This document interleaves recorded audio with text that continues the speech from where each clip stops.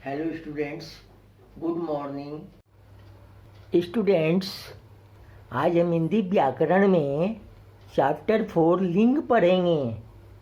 लिंग अर्थात जेंडर। तो बच्चों, नीचे पिक्चर को ध्यान से देखो।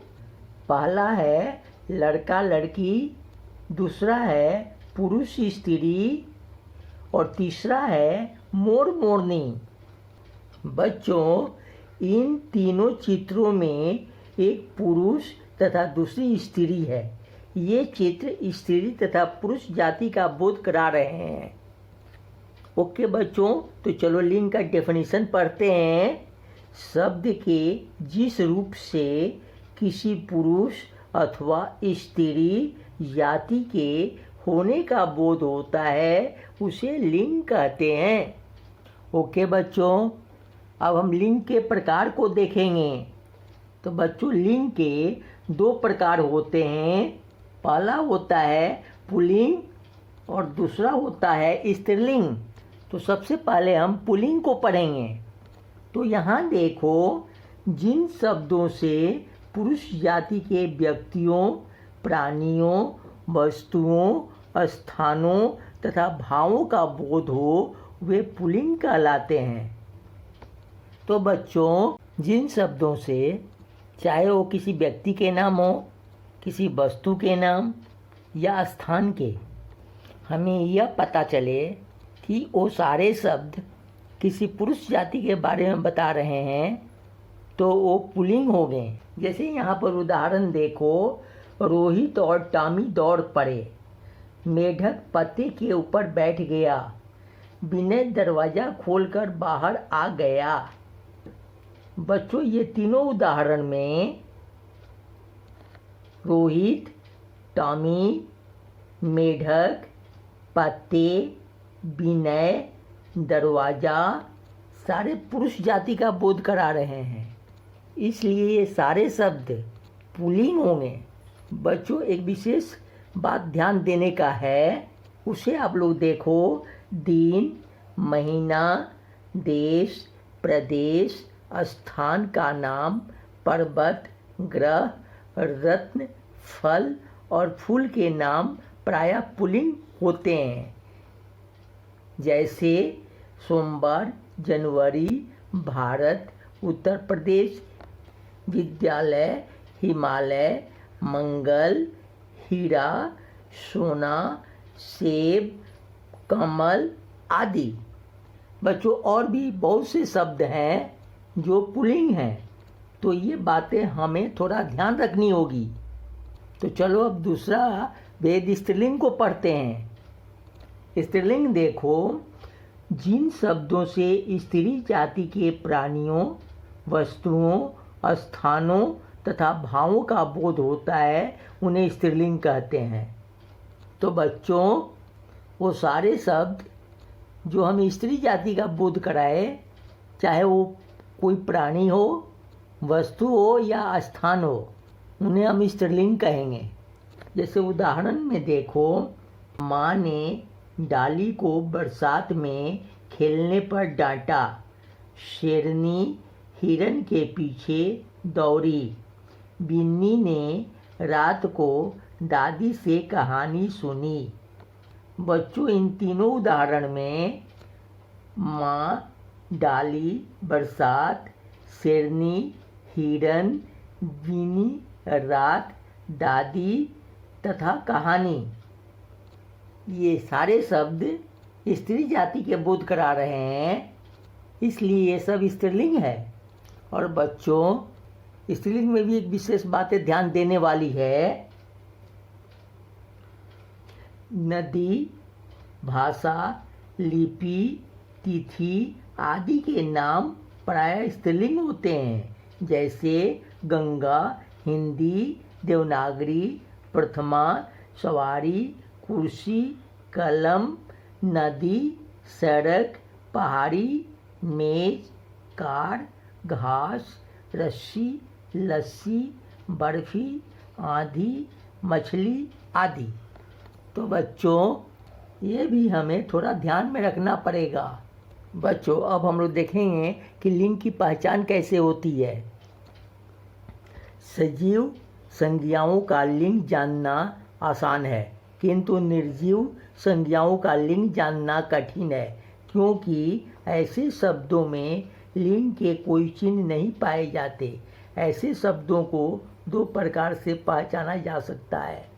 पहला, संज्ञा शब्दों के साथ लगे विशेषण द्वारा, और दूसरा संज्ञा शब्दों के साथ लगी क्रिया द्वारा। बच्चों, सजीव संज्ञा अर्थात जिसमें जीवन हो, जैसे व्यक्ति या प्राणियों के नाम का लिंग जानना आसान है, परंतु निर्जीव संज्ञा अर्थात किसी वस्तु या स्थान का नाम का लिंग जानना कठिन है। तो उसे हम दो प्रकार से जानने का प्रयास करते हैं, जिससे पहला है विशेषण द्वारा और दूसरा है क्रिया द्वारा। बच्चों, विशेषण और क्रिया आप लोग बाद में पढ़ेंगे, बस मैं थोड़ा सा बता देता हूँ। विशेषण का अर्थ है किसी चीज़ की विशेषता बताना, जैसे गर्मी, सर्दी, मीठा, सुंदर, ये सारे शब्द विशेषण होते हैं क्योंकि ये विशेषता बता रहे हैं। उसी प्रकार जिन शब्दों से किसी कार्य का होना या करना पाया जाता हो उसे क्रिया कहते हैं, जैसे खाना, पीना, खेलना, चलना। ये सारे शब्द किसी काम के करने का बोध करा रहे हैं, तो इसे हम क्रिया कहेंगे। तो चलो नीचे देखते हैं कि लिंग की पहचान कैसे करेंगे इन दोनों से। पहले वाले में देखो, रसगुल्ला मीठा है, जलेबी मीठी है। तो प्रयुक्त वाक्यों में मीठा से रसगुल्ले के पुल्लिंग और मीठी से जलेबी के स्त्रीलिंग होने का पता चलता है। तो बच्चों, यहाँ मीठा और मीठी विशेषण है और उनका शब्दों में प्रयोग देखकर हमें यह पता चलता है कि रसगुल्ला पुल्लिंग है क्योंकि मीठा शब्द का प्रयोग है, और जलेबी स्त्रीलिंग है क्योंकि मीठी शब्द का प्रयोग है। और दूसरे में देखो, समुद्र में जहाज चलता है, पानी में नाव चलती है। उपर्युक्त वाक्यों में चलता से जहाज के पुल्लिंग और चलती से नाव के स्त्रीलिंग होने का पता चलता है।